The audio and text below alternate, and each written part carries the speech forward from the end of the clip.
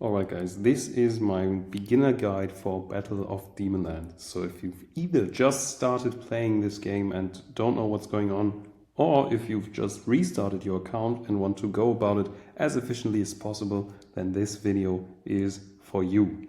Just quickly getting this out of the way, since English is not my first language, I may talk slowly or search for words at certain times, so do feel free to speed the video up to, for example, 1.5 speed if I am talking too slow for you. The content that we are going to cover is basically your goals for the first 8 days of playing. We will be talking about heroes, so who you want to keep, who is safe to sacrifice, who you want to or can 6-star for your early progress in the first week of playing, as well as covering a recommended team for beginners that will be guaranteed to you. We are also going to cover the resources of the early game, so we'll obviously talk about the standard stuff like experience and advanced cards, but also what to use your diamonds on and what your login rewards will be and how to use them. This video is specifically geared towards free-to-play players who don't spend, because if you don't spend money, you will be very limited in resources. That means you need to be efficient with the resources that you are given, especially in the beginning. Major mistakes will take you a long time to correct when you are a free-to-play player. Eventually you'll be able to correct them, but it will take time. Since you're not spending money, you will be spending time, and since you want to use your time as efficiently as possible, this video will help you avoid some typical beginner mistakes.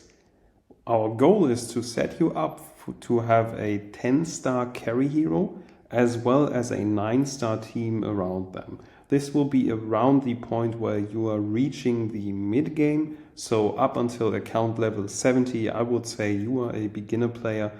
From level 70 onwards, you will have unlocked a lot of the functions in the game. That means you are starting to transition into the mid-game. That means you want to build a team base in the first 8 days, have everything set up. If possible, if you're very lucky, you will already be able to determine your second carry, and that will most likely be the core member of your future team, as well as determine a team direction.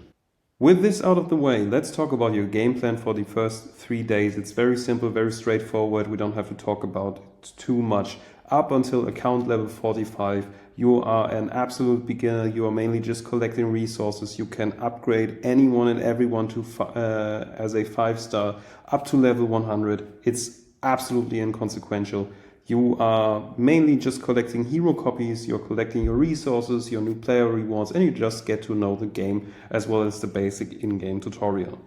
Just keep in mind, you are able to refund everything up to level 100 that you've invested into a character. So all your berry, experience, advanced cards, so you can choose freely who you want to invest in and just try stuff out. Just keep in mind that once a character has exceeded level 100, you are no longer able to refund the berry and experience. Keep this in mind. Also, use gear and fuse gear. These two things together will enable you to get through the first few days, and for the first few days, just use Boa Hancock. You get her for free with the code OP233. She deals counter attacks, she has a heal, she has a revive, so she basically carries herself, and that means she carries the early game once she's past hero level 80. You get her by clicking on your avatar, clicking on options, click on redeem pack, put in the code, as well as the other codes that I've put into the description of this video, and this will give you a nice head start for your account. Let's talk about getting more characters. So you're not going to stay with Boa Hancock forever. You will get some heroes in the first few days. We'll cover that later. But there are two main ways to get new heroes. You can either pull them randomly by pulling tickets. Your purple tickets are basically trash. Don't ever spend any resources on them unless like 20,000 berry in the market. Your main way to get new heroes will be the superior summons, the red ones, as well as your grand summons, these wanted marks. They are rather expensive but really valuable. And you will also have shards. Those are semi-random because those can guarantee you, for example, a 5-star, a 5-star Marine or some other faction, as well as there are specific shards for a specific character. You will need 50 of those to get a 5-star hero. Just to get this out of the way, don't buy shards in the market. They are completely overpriced. The characters that you can buy from the market are absolutely not worth it. So unless you are totally desperate to get one of those specific characters in there, don't ever spend berry on this, and never spend your diamonds on this as a free-to-play player. That is a complete waste of resources. The reason why this is because of the star up and sacrifice process in this game. When you get a cool character, you will be very excited. You've pulled him from a superior summon and you've gotten, for example, an Odin or a King or whoever, and you're super excited. But then you will realize that you need at least 5 copies to make this hero work. so the first thing that you will need is at least 3 copies of a character to turn them into a 9-star, because with a 9-star you can actually go into the mid-game. Upgrading characters means that when you have a 5-star and, for example, a 5-star Katakuri at the beginning, if you upgrade him to level 100, will have a combat power of 17,000. If you get him to 6 stars and level 145, he will actually double in his power. In order to upgrade him from 5 stars to 6 stars, you will need 1 copy of this character. So now this is the upgrade requirements for Zoro. And you will also need 1 specific character that is listed here. So in Zoro's case, that will be a Vivi, as well as 3 food characters from this faction. They can be any character that you want to sacrifice. The reason why this star process is so important and why you want a lot of copies is that if you upgrade your character from 5 stars to 10 stars, he will actually increase tenfold in combat power. Their skills will also improve significantly and exponentially. So you really want those high star numbers, and for that you will need duplicates. Your first stage of growth will be to reach 9 stars with your heroes, and this means for a 6-star you will need 2 duplicates of your hero, as well as 4 additional food characters from the same faction. So for example, for Katakuri, you will need 2 Katakuris, as well as 4 other emperors. If you want to make a 9-star character out of them, you will need a total of 3 duplicates, as well as 25 heroes from the same faction. This means that for your Straw Hat upgrades, you will need Straw Hat food. For your Emperor upgrades, you will need Emperor food. And this is the reason why later in this video I'm going to tell you only upgrade 1 hero from the different factions at the same time. Don't build a complete team of Straw Hats. That is a completely unsustainable way of building your account as a free-to-play player. You will not have enough resources for that.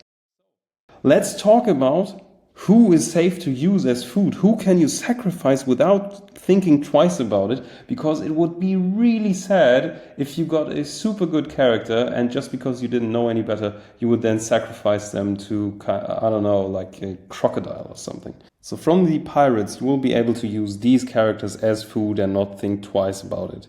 So, for example, your buggies, your Captain Kids, your bone clays, you can just sacrifice them. You will never use them. They are specifically used as food. You can also throw out all of these Straw Hats as well as all of these champs. You will not be building your team around them. Of course, you can make an 11-star crocodile if this makes you happy, but it's not the best character, okay? So it's fine to sacrifice those. In the case of Marines and Emperors, these are much harder to get than your Pirates, Straw Hats and Champ characters. So you have to be especially careful when sacrificing those because they have a lot of really good characters. So you only want to sacrifice the Marines, so the Luchis, the Smokers, the Aokijis, and it's fine to sacrifice them. You don't have to worry about them. As well as from the Emperors, you can always sacrifice those. I have put the Shanks here in parentheses because personally I view Shanks as food. However, you can build a strong Shanks and he can be really useful. Some people like to use him. I just personally view him as food and I don't think he's really that good. Yes, you can, for example, build a Blackbeard, but he's very niche And you will have to build a team around him, which is not very sustainable as a free-to-play player, or at least it will take a lot of time. So if you don't know what you're doing and you don't have a specific team in mind, then all of these characters are feedable. This also means keep everyone else and gather duplicates. So for example, from your emperors, keep all of those, keep your Kaidos, keep your Katakuris, keep your Whitebeards, keep your marines like your Fujitoras, your Akainus, your Zephyrs, your everything.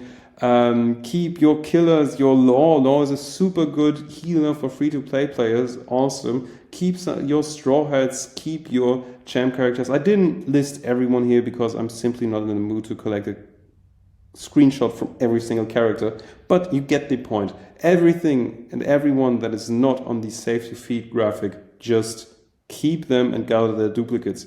Also, for level 70, you won't be able to see this as a free-to-play, as a new player, but from account level 70, you will be able to make character fusions.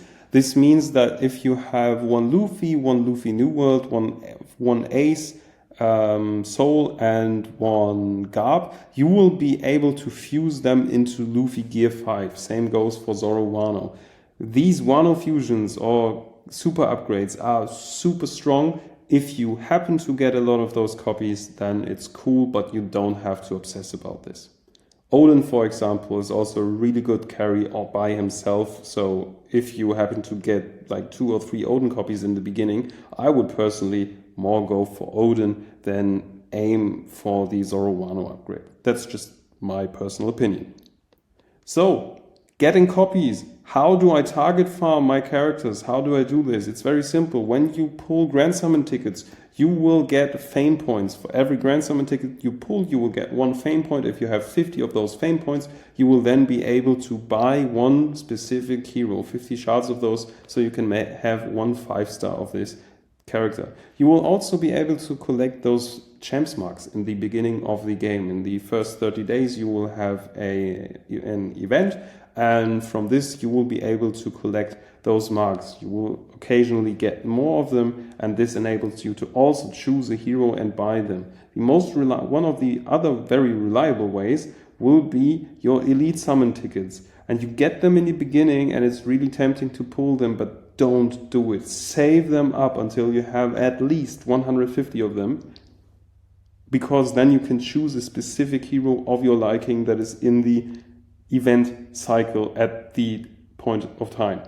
It is better to save up 300 if you have the discipline for that, because that will enable you to not get 1 copy of this character that you've chosen here, but actually 3 of them, meaning you will be able to instantly 9-star the character or even 10-star them if you had some copies before. Okay, this will be the basis for building out your team and starring up your characters. Let's talk about your first team. In my recommended beginner team, I'm only listing characters that are guaranteed for you, that every beginner player can use, that every beginner player can get. Obviously, sometimes you will get lucky and you get even better heroes or more optimal heroes, but in general, you want to include 1 to 3 DPS characters, so your big damage dealers. You want to have 1 to 2 support characters that heal your team, buff your team, revive your team. You want 1 CC character, so 1 character that applies stuff like sluggish, like stuns, like silences. Just read their abilities and you will know what they do, as well as 1 tank. You put the tank in the front, their role is to soak up damage. That is pretty much how you want to build your teams in this game. My recommendation is also only go for 1 character from each camp. As I said, you will be able to make faster star upgrades. You will always have to decide who gets all your Straw Hat food, who gets all your pirate food, who gets all your emperor food. This also gives you a stat bonus. If you have 1 character from each camp in your team, you will get a 20% or 22% increase in HP and tech, but the main point is that you are able to get faster star upgrades.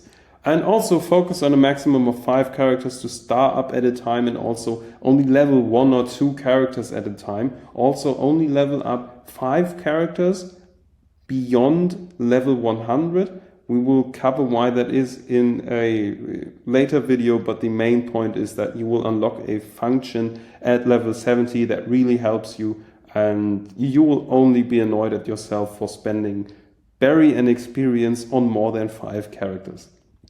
Okay, so an easy free-to-play team will be to have one strong damage carry that will be either Ryuma or NL.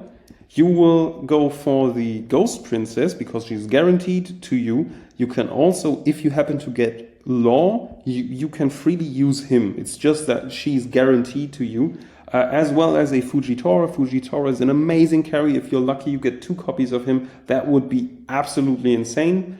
And then you can build around that. For example, on the second day, you get a Chopper. That's really cool. He synergizes well with them because these are all very focused around crit rate and critical damage, so Chopper synergizes well with this. So yeah, if you want to, you can also use him. Just put in any tank that you get, whatever, just go on through the character and check what they are classified as.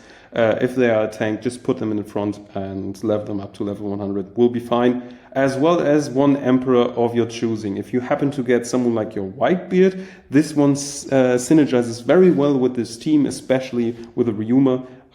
So yeah, let's just cover this really briefly and go into detail with those. Ryuma is my personal favorite. He's a high single target burst character with a silence on his first turn, an AoE-ish attack from his passive, so he's able to apply the silence on multiple enemies in his first turn, as well as a strong burst attack in his turn 2, where he actually heals himself if he kills the enemy with it. He's easy to farm, making him free-to-play friendly to get him to 9 stars, 10 stars and beyond, because on day 5 and day 7 you can choose him from a login reward or from an event reward, as well as you are able to farm him in the hero shop with the hearts that you get through friendship points and sacrificing 3-star characters, as well as you are able to get him and buy him from the adventure shop. So there's many ways to get copies of Ryuma to get him up to 9 stars, 10 stars and beyond.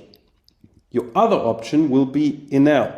Enel is a really good AoE damage dealer in the beginning of the game. He has a self-shield, he applies sluggish on his turn 2, he has a self-crit rate boost when he is healthy. You get 3 free copies of him in the beginning, and you can also get him from the shop. He's also a little bit of a quicker start because you get your first copy of him on day 2 when you're playing, and you are also then able to choose a copy from him or of him on day 5 and day 7. However, Ryuma is more worth it in the long run. I personally don't really like Enel, but he will get you up to the mid game, and I've seen people like use him in the later stages of arena as well. It's not like he's terrible, I just personally don't like him too much. And you can also buy him from the adventure shop just the same way that you can buy Ryuma. My personal preference is Ryuma though. You then have your Ghost Princess. Your Ghost Princess is guaranteed to you through an event. You can buy her for 250 event points in the beginning. She boosts your damage as she raises the attack and critical rate of your team members. She also dispels debuffs, so she removes stuff like provoke, stun and sluggish and all that stuff. She then single heals or revives someone of your team in the second turn. That can be really valuable. As said, you get 1 free copy of her through the event, or you can get her there. And she's cheaper than Marco the Emperor. There's also a supporter that increases the critical rate of your team. He does that AoE, she just chooses some, so she's cheaper than him, but also not in all aspects as good as he is. Law is also a great option. Law is more based on healing. He doesn't improve crit rate, he just boosts attack. He is fine, however, he's not guaranteed. That's why I listed Ghost Princess as my recommendation.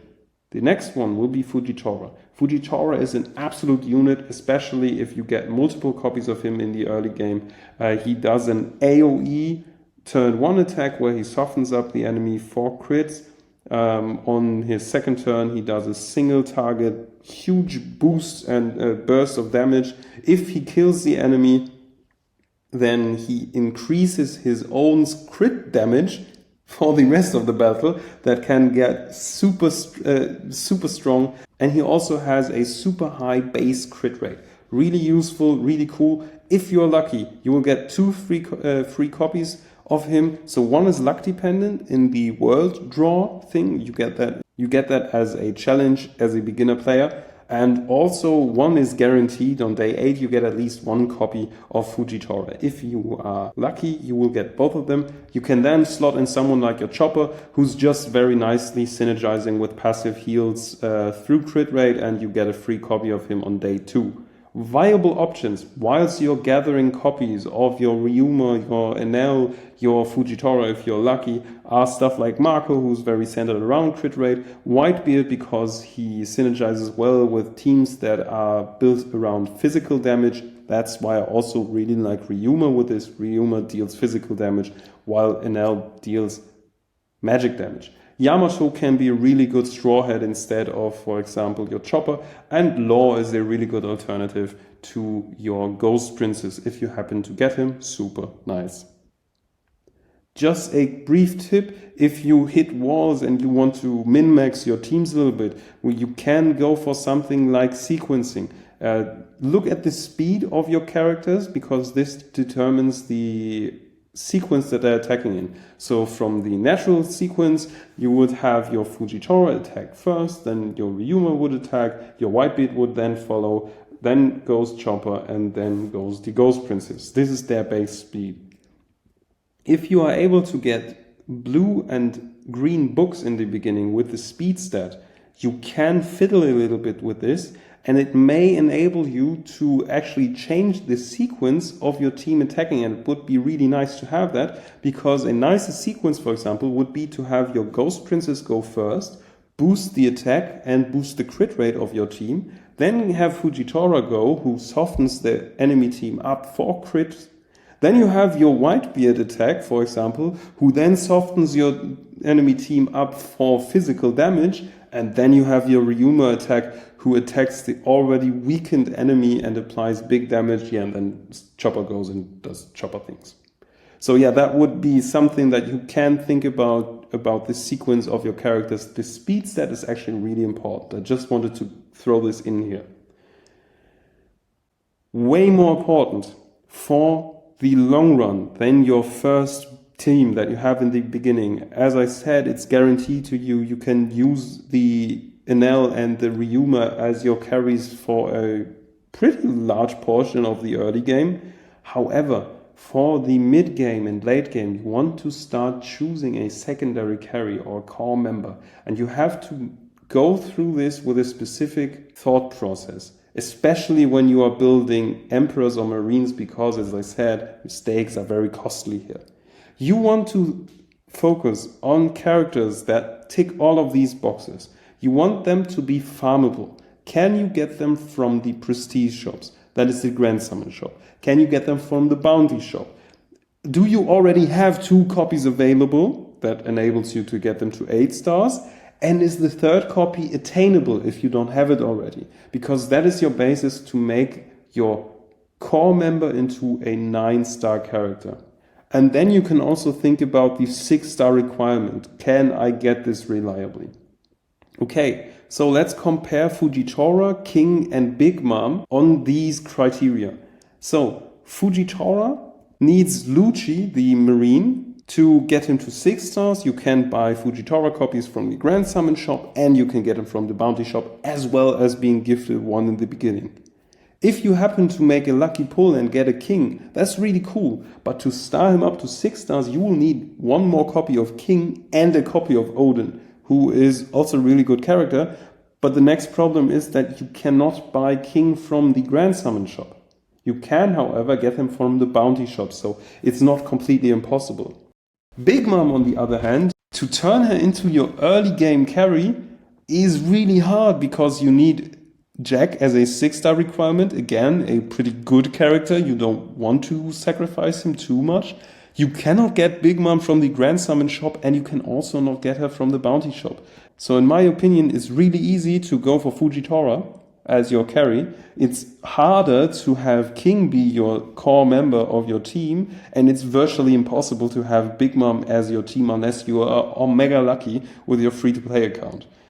This doesn't mean that you have to use Fujitora, but I just want to give you the awareness that you want to have a specific thought process. That's why in my main account, for example, I used Katakuri as my main carry, because Katakuri was really easy to star up to 6 stars because I just needed a copy of him, 2 copies of him, as well as a Blackbeard New World, for example. I am able to buy Katakuri shards from the Grand Summon shop, and I could also buy his copies from the Bounty shop, making it really easy to have Katakuri as my core member of my main account.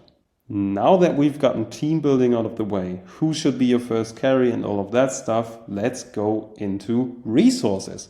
What should you do with the stuff that you get in the beginning of the game, and how should you use it? In the early game, you have your everyday materials. Those are pretty much your berry and your diamonds. With your berry, you can buy experience, you can buy advanced cards, you can raise the level of your characters and progress that way. With your diamonds, you will be able to buy superior tickets as well as grand summon tickets. So that enables you to get more heroes. You can also use your diamonds to buy, for example, in the market, advanced cards and experience. You can do this. I wouldn't recommend this in the long run. However, in the beginning, it's absolutely fine. Just try to only buy, if you really want to do this, only buy the 1,000 packs of the advanced cards in the market, because they are the most efficient way of using your diamonds if you want to go for this. There's also going to be your special gifts that you don't get every day. They are special, like your Laugh Tale gifts, like your Star Up Souls, and like these idle reward packs that you basically get idle rewards for a specific amount of time. You will also, from I think it's level 15 onwards, be able to collect a guild coin. So do you save those or do you spend those? In general, you want to save as many and as much of those resources as you possibly can. However, feel free to spend and use your berry, your experience, your advanced cards, your trash summon tickets, as well as your character shards. What you want to use mindful is your diamonds, your tickets to pull characters, as well as your guild points. Diamonds you want to mainly in the beginning use for VIP upgrades and voyage upgrades. Those are the most important things, because you can buy them once for your account and they are there for the eternity. Then your focus will be to get your account level up and to unlock all of the functions of the game. So that means invest your diamonds into raids, buy experience, buy advanced cards to get your character level up, and then go to buy superior and grand summon tickets. With your grand summon tickets and superior tickets, it would be optimal to save those until day 9, because then you will be able to use them on an event and actually get more from pulling them. So that means if you, for example, do 50 superior summons, so your red tickets, you will actually be gifted like 2 or 3 of those wanted, so your grand summon tickets. However, it's okay to let it rip. It's absolutely fine if you want to pull them. It's not like you're shooting yourself in the leg or something for that. It's just, it would be optimal. However, you also want to set up your account in the early game and progress with it, because otherwise you're not having fun. Ideally, you only want to spend your guild points for guild skill, because that is really important in the long run. It boosts your account strength significantly. So yeah, ideally you only use this for guild skill, but in the very early stages, especially in the first month of playing, I would make the argument that it's all right to spend some of your guild skill on actually acquiring specific 5 stars. You want to save the early game rewards until you know what you are doing. Save your Laugh Tale gift until you know who your secondary carry is. And also save these upgrade souls, these 6-star souls, until you know who your secondary carry is. You should only, in my opinion, use those for Marines and Emperors. Never for any Straw Hats, not for your Luffy, not for your I don't know who. Only use this for Marines and emperors because they are really hard to come by, and this helps you actually star them up, get food or get nice copies from them. Also, with these idle rewards, those idle rewards for time, use them at the end of day 7 because the reward is higher when your account level is higher. Your account level will be highest for the first 7 days when you've already reached the end. This will enable you to get the highest level in the first 7 days. And then, really important, save your elite summon tickets, at least 150 of them, if not 300 of them. 300 would be optimal, even though it's tempting in the beginning and you want to pull those, but these will be one of the main ways of how you get more copies for your rare and really good characters. So your goal after 7 days will be to have account level 55, to then make a 8 to 9 star Ryuma or NL, depending on who you chose, as soon as possible. For that you want to sacrifice your food 6 stars and your 6 star placeholders. If you already found it in your first 7 days, star up your secondary carry, who will probably be a core member of your future team, and possibly use the 6 star soul if they are a marine or a emperor, because this will boost your account level by a big margin. Keep your placeholder heroes at maximum 6 stars. It's fine to upgrade a buggy or a crocodile to 6 stars and get them up to level 145. Absolutely fine, because 6 star heroes will be used as sacrifices to upgrade other characters from 7 to 8 stars, 8 to 9 stars, and 9 to 10 stars. It's fine. Just don't push them further. There's no reason to push your crocodile, for example, to 7 stars or 8 stars, because you will then be locked in with him. You will not be able to refund the resources until you have used them as food. It's not like it's the end of the world. In my main account, I did this on purpose. I pushed my crocodile because he was the only tank that I had in the beginning. And I pushed him to 9 stars because at 9 stars you can use them as food again to upgrade another character from 9 stars to 10 stars. However, it will be optimal to just skip this part, focus on your characters in the beginning that you really want to keep, and keep your placeholder heroes at a maximum of 6 stars. You want to use your saved up scrolls in the upcoming event to get more rewards, so your grand summon tickets as well as your superior summon tickets.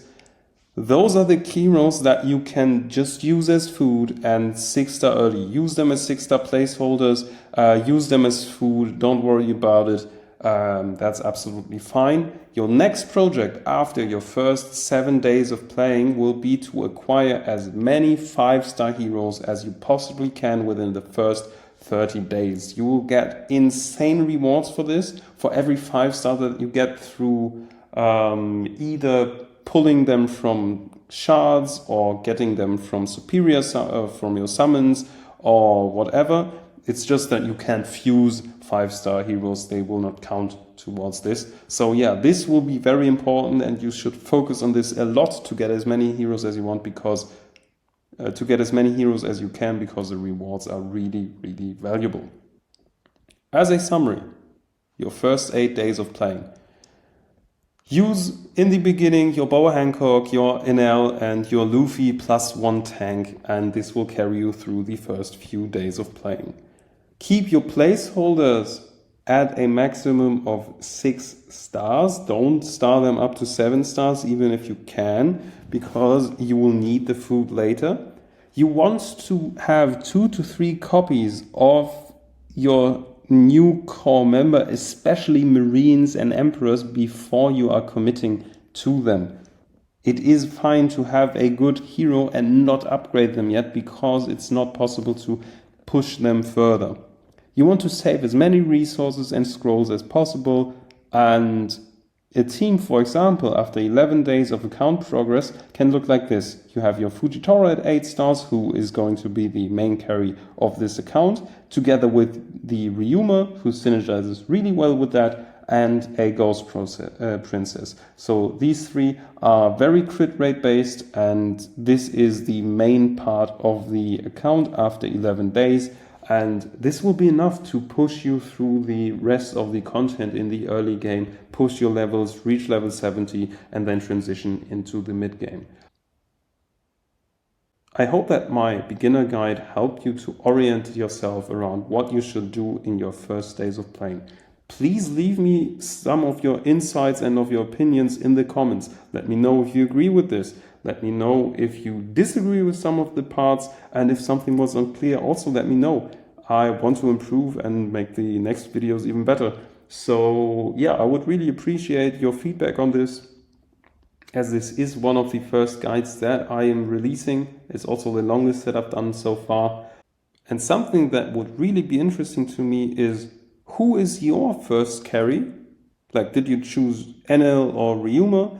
And then who is going to be your first, like, secondary carry? Who will be your personal core member of your team? I would be really curious about this. Also, tell me why. And yeah, hope to see you in the next one.